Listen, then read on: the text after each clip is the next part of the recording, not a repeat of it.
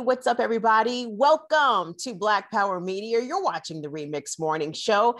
I'm your host, Kim Brown, and this is my latest installment of a segment that we're calling Rise of the Regular Person, where we take a look really across the country, around the world, at Black people who are stepping up and filling leadership positions where there had previously been voids. And we know that here in the United States, not only do African Americans face a lot of struggle and oppression, but so do Indigenous people. Now, combine the two. When you are a Black Indigenous person, what kind of struggles do you find dealing with white supremacy at large, and also dealing with what can sometimes be described as anti-Blackness coming from your Indigenous tribal community? Well, today we're joined with Marilyn Vann. Marilyn is the president of the Descendants of the Freedmen of the Five Tribes Association. She is also recently a candidate for the Cherokee Nation Leadership Tribal Council. She was running for the at-large position there, the first woman in history to ever make such a run for that leadership seat. And we're joined today with Marilyn Vann, who's on the line today from Oklahoma. Marilyn, we appreciate you making some time to speak with us today on Black Power Media. Hello, glad to be here today. Well, Marilyn, I want to talk about your historic run. Although you did not win a seat on the Cherokee Tribal Council, it was unprecedented for you as a Black woman, a Black Indigenous woman to run. And we're going to get to how that race went for you. But first, can we start off by talking about what your organization does? What are the descendants of the freedmen of the five civilized tribes? Well, our organization, we fight for the rights of the so-called freedmen of the five tribes to be equal citizens of the tribe and not be discriminated against in any way based on treaties between the United States and these tribes, which were entered into in 1866 as a result of the Civil War and the tribes siding with the Confederacy because they wanted to keep Black people enslaved. So talk about, are tribal communities generally welcoming to their Black ancestors, to their descendants of people that were, formerly enslaved and have Indigenous blood in them also? Unfortunately, there are a lot of people in the five tribes and also other tribes too that are hostile to persons of African descent being equal members of the tribes. And for instance, the Cherokee Nation spend a great deal of money to disenroll the freedmen, the Black freedmen people, members of the tribe, some of the other tribes. It's been the same case. Even when under court orders, they've had to readmit the freedmen tribal members. For instance, in the Seminole Nation, they've just done a runaround to try to not allow the people to have services. And even on my own run with the tribal council, there were persons who went to tribal court to try to block my running for office. Now, I would not have been the first woman to be in office. There have been women in office since the 1970s. As tribal council people, but I would have been the first woman of clear African ancestry to serve in the position. I appreciate you making that distinction. Thank you very much, because that is a very important distinction, that a Black woman, a woman, like you said, of clear African ancestry, is not held leadership positions on the tribal council, at least with the Cherokee Nation. So I know this is a question that many people in our chat are going to be asking, but when we talk about the five civilized tribes, which is a term that is so cringeworthy because it sounds like it was denoted by white people, can you describe to us what the five civilized tribes are, please? Okay, well, these were tribes that were formerly based in the southeast part of the United States, right where you have, and later on, these tribes adapted a lot of, I don't know what you would call it, white mentality so far as anti-Blackness, slave codes, Black codes. Now, these tribes eventually came to what's now Oklahoma, eastern Oklahoma, during the 1830s, again as a part of treaties. Now, so that is why they were called the civilized tribes. And so prior to the Civil War, they had these black codes, they had these slave codes, not really that much different than what was going on in the Deep South. Now, one thing that happened, of course, in Oklahoma, one thing that happened after 1866, when they signed these treaties, persons of African descent did have, definitely had better rights, and definitely did better. When the tribal lands were divided, again, based on, pushing by the U.S. government, the members of the tribes, the black members of the tribes, received their shares of tribal lands too. And so what's happened in more recent years as the tribes became more wealthy and powerful, again, beginning in the 1970s, when Congress allowed the tribes to exercise more sovereignty, what's some of the first things that happens? For the blacks to get to the back of the bus, to become 3/5 of a man, to, and unfortunately, in Washington, D.C., you have a lot of politicians. They will see injustice, but they don't want to really interfere if they're getting a big check from some chief or a tribal chairman. So, the little people like myself, we've had to go to federal court, fight for our rights to be enforced, and it's been very difficult. But here we are. We're out here fighting.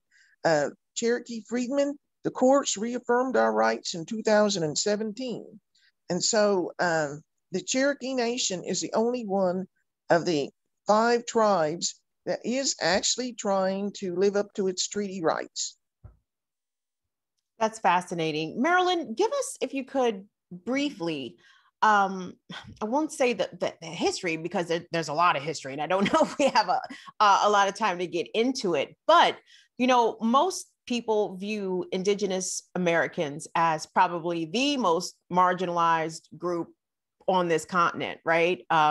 Just the levels of genocide that Indigenous people faced from, the settler colonial state is it's so overwhelming. It's even hard to grasp it, right? Because it's just, they've done so much damage. But Indigenous tribes owned enslaved Africans, and the seeds of anti-Blackness have been planted for a very long time. Can you talk about briefly the history of slavery and slave owning Native American tribes?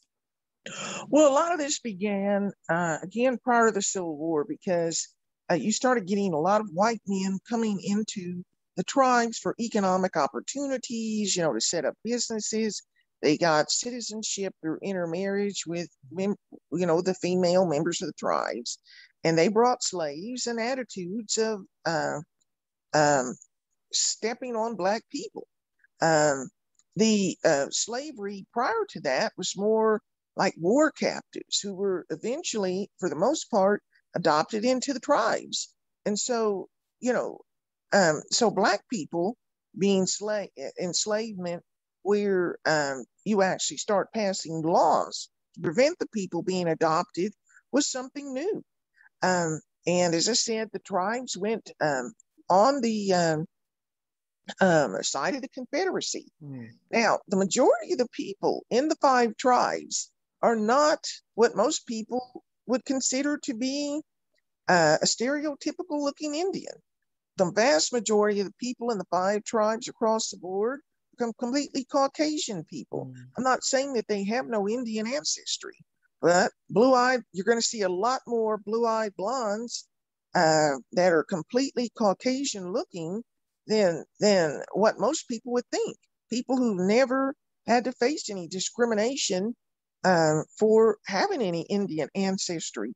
I also want to bring up the point that when Oklahoma became a state, a lot of the people, a fair number of the men who set up the Oklahoma state government were married to, say, the daughters of Indian leaders or their close relatives. So they passed Jim Crow laws, which said a person with one drop of African ancestry was a Negro who could be put on subject to these Jim Crow laws. Persons of any other race or heritage were not.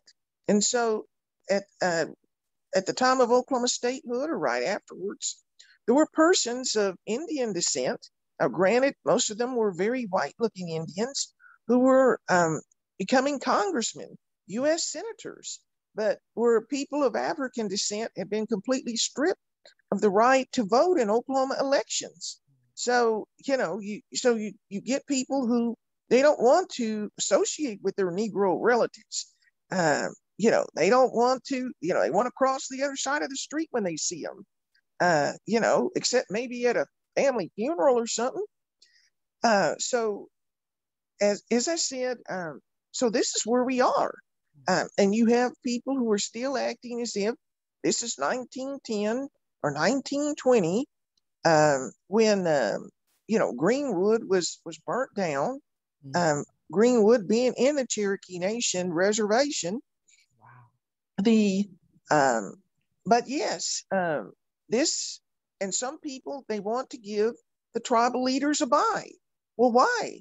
I mean, why should the federal government, which is a party to the treaty, who has a responsibility to the Black members of the tribes, not just the chiefs, why should they get a bye? Just because the Freedmen people, we're poor, we don't control casinos, we don't have lucrative contracts to dispense. Why is this right? Why should when if a tribe is given federal funds, and the Freedmen people are counted, such as in the Seminole Nation, but yet they're not allowed, to get that medical care. Even in the pandemic, the clinics were denying people, the vaccine that the U.S. government paid for them to have. I mean, what is this? Denying Black people, Black Indigenous people were being denied the vaccine? Yes. The New York Times and some other newspapers have picked this story up in the last month or two. Yes, that when for instance, the Indian Health Service Clinic that's within the Seminole Nation reservation, they receive vaccine based on the numbers of Indians in that area, which includes these Black Freedmen people. And the people were turned away from the clinics and were not allowed the shots. And these Black Indian people died. People died because of racism. And the chief of the Seminole Nation does not have the authority actually to tell the U.S. government, a government-funded clinic, not to serve the people. Although that's what's been done. It's outrageous.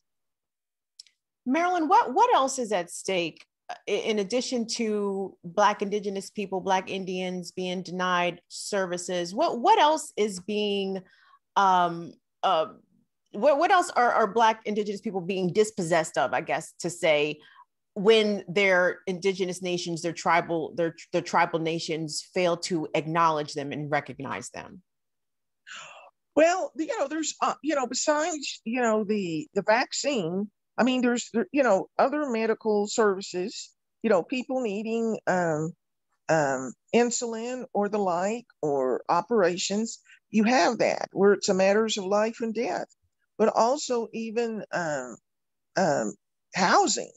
You may be in an area where there's not Section 8 or other programs for you, but you could get assistance through tribal housing, but you're being denied. So, there are people that, their condition is poor.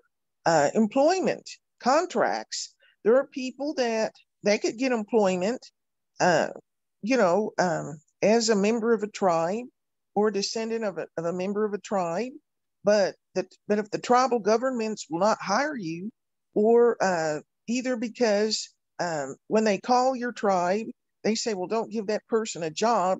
They're not really they're not really authorized to hold a job, or your tribe won't register you as a member, because you're a freedman, a descendant of a freedman tribal member, then, your economic position is worse. And so so these are some of the things that are going on right now in the 21st century, right here in the United States. We're not talking about, we're not talking about how it was in South Africa in 1990 or Zimbabwe in 1975. We're talking about the 21st century. This discrimination using federal funds, is happening right now, that people of African descent are being denied their lawful rights, their lawful political and economic rights. So Marilyn, on June 5th, on Saturday, I think it was June 5th, there was an election held for tribal council leadership with the Cherokee Nation, of which you were seeking an at-large seat. And we spoke earlier, and you mentioned to me that you didn't win, you came in third, but your candidacy was historical in itself. Talk to me about, I guess, the attitudes that you received, or the support and, I guess, opposition to you seeking the seat with Cherokee Nation leadership. Well, right out of the box, there was, there was a challenge, and someone was saying that before I, the first day of filing, before I even got to Tahlequah to turn the papers in, someone had filed a challenge in the tribal court before I had even put my papers in. And that was dismissed as, not being within the filing period. And also it was the wrong part of the tribal court the person filed with. They said it was unconstitutional based on the tribe's constitution, although the federal judge had already reiterated that the discrimination against the freedmen, based on tribal law, was against federal law, which the tribal court incorporated that federal court ruling into the tribal law.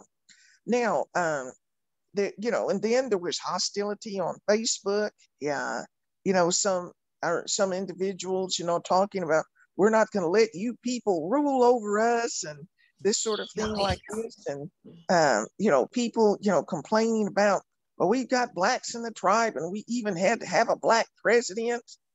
So, some people being outrageous. But now that certainly was not the case for every person. There were persons that of all hues in appearance who did volunteer with money, with time to volunteer. And I'm grateful for that. And but as I said, there were, certainly there were things that I dealt with that other candidates did not deal with. And that's, it's unfortunate that is the case. But still, as I said, I was certified as a candidate, and I ran a positive campaign. The voters, they had a chance to ask me where I stood on issues, and they chose not to, for whatever reasons, select me to go forward. But and that's okay. I'm not going to say whether or not I'm going to run again or not, but it was I think it was something that was good for me, and it was good for the tribe, and I would have worked very hard for the people if they had chosen me. I think that's a very salient point that you said, that you endured things that other candidates did not. I think that is the case really with Black women across the board, in every industry, in every facet of our society. Things are absolutely made more difficult for us than they are for other people. And I'm sorry that you had to experience that, Marilyn. The last question I wanted to ask before I let you go has to do with the ability for descendants of freedmen, Black people who have indigenous ancestry, how difficult is it for African Americans, Black indigenous people to really trace that Native heritage? It's hard enough just being, regular Black. I'm sorry, I don't mean to put it like that, but you understand what I'm saying. Like when you're trying to trace your genealogy and your lineage, you oftentimes people hit roadblocks as a result of slavery. I can imagine that is probably twice as hard for people who are descendants of both slaves and indigenous people to really trace that genealogy. Where can people start to try to find their indigenous roots if they do have them? As a Black person, of course. Okay, well, a lot of it, okay, so far as people who are descended from the 5 tribes, because those tribes began to register the people of African descent back in, after the Civil War, and the people are listed on different tribal rolls and payment rolls.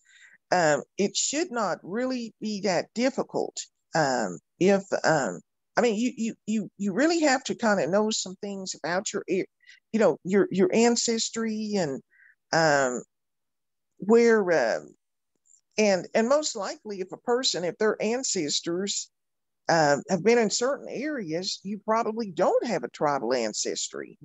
I'll just say this: so far as a person may have tribal heritage, but so far as having close ancestors who are members of tribes, generally, if you have tribal rights, it's not going to be that difficult to find out that, yes, your ancestors were a member of this tribe or that tribe. Mm-hmm. Now, whether or not you can still be a member of that tribe just depends. I know, for instance, again, you have some tribes with some hostility. I've been in contact with some people who are descended from Pamunkey Indians, some persons of African descent, and for instance, up until about just shortly before they received federal recognition, the tribe had tribal law. They would put you out of the tribe if you married a person of African ancestry, and which is a terrible thing. Again, we're talking about the 21st century. Mm-hmm. And members of the Congressional Black Caucus, started, raising questions, and the tribe rescinded the law. I think that the recognition wouldn't have went forward otherwise. But the people I've been in contact with, indicate there's still problems. Some woman had children. I think her first husband was a white man, and the children got registered. Her second, again, a member of the tribe, her children by this Black man. Apparently, they're sitting on the applications. Again, this is something I don't have firsthand knowledge of, but I'm just saying that there are tribes outside of the 5 tribes where there is hostility to persons of tribal heritage getting recognized. How do I want to say it? I don't want to say recognized. I would say becoming equal members of those tribes. So this is something that I've heard some people say that, well, it's just not worth it. I don't want to go where I'm not wanted. And I tell people, especially younger people, we can't have that attitude. I mean, if it had been that attitude, Black people would still be slaves, because there were certainly people that were hostile to that. And then later on, when it came to equal rights, Black people never would have been able to, go to law school, engineering school, other things that were not available to Black people in many states. If Black people had said, no, I want the right to this education, I want these rights, things that, people had to fight and live through terrible things just to be able to go to the library in their hometown. So we can't say, well, if people don't want me around, I'm not going to do this or that. No, we just can't have that attitude. Well, Marilyn, I really appreciate you making some time to share with us this perspective that is oftentimes not heard from, especially within the Black community. And we appreciate everything that you're doing to advance the voices, the rights, all that is owed to the descendants of the freedmen who are Black Indigenous people and still dealing with anti-Blackness from some of their tribal communities, in addition to just being Black in America. Your work is so valuable. I appreciate. Marilyn, how can people reach out and find you? Do you have a website for your organization? Yes, the Descendants of Freedmen website is www.freedmen5tribes.com. And you can reach me or through that website. Now, there's also another organization I'm president of, 501c3, African Indians Foundation, www.africanindians.org. So I'd love to hear from you all out there in I don't want to say it, Black Power Media world. Whoever is listening, to learn more about the rights of persons of African Indigenous heritage and our rights to become equal members of our tribe and have equal rights to serve in office or and the like. Just said, you don't hear about this fight every day, but it's there. Absolutely. Well, hopefully we can check in with you and get updated about the ongoing fight for recognition, for services, for everything from the descendants of the freedmen. You guys, we have been joined today with Marilyn Vann. She is the president of the Descendants of the Freedmen of the Five Tribes Association, based in Oklahoma. And Marilyn, I appreciate you sharing some knowledge with us this morning and sharing this aspect of the Black struggle that still continues in America. We appreciate it. Well, thank you. Thank you. And Cherokee, we say Wado. So Wado. Thank you, sis. Listen, everybody, that wraps up this segment of Rise of the Regular Person. I'm your host, Kim Brown. Thank you for checking us out right here on the Remix Morning Show. And always stay tuned, subscribe, like, and share everything related to Black Power Media.